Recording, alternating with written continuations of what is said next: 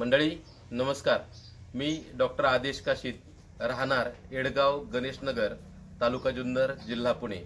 मागील 11 वर्षापासून आपण देशी गोपालन करत आहोत आणि देशी गोपालन करत असताना दुधासोबत आपण गायीच्या शेणावरती देखील प्रक्रिया करत आहोत। गायीच्या शेणापासून आपण साबण, फेस पॅक, दंतमंजन, धूप, गोमूत्र अर्क, त्याचप्रमाणे शेतीसाठी गांडूळ खत, वर्मी वॉश, दशपर्णी अर्क आणि बायोगॅसची स्लरी बनवत आहोत। पहा, म्हणतात ना, गोमूत्रात वसई गंगा, कमला गोमय अंतरंगा। कमला म्हणजे लक्ष्मी, तर गोमय म्हणजे शेण। संस्कृतमध्ये शेणाला गोमय असं म्हणतात। तर आपण गायीच्या शेणापासून हा आंघोळीचा साबण बनवलेला आहे। याने पिंपळचे डाग, नायटा, त्वचाविकार पूर्णपणे जातात। त्यानंतर फेस पॅक आहे, याने वांगाचे डाग जातात। दंतमंजन आहे, याने दाताचे सर्व विकार प्राथमिक अवस्थेतले कमी होतात। त्यानंतर नस्य आहे, जुनाट सर्दी घोरणं जातं।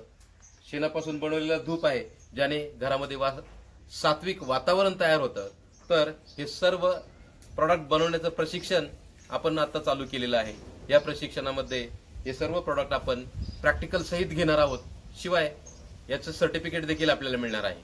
आणि गायीच्या शेणगोमूत्रापासूनचा एक छोटासा व्यवसाय आपण घरच्या घरी सुरू करू शकता।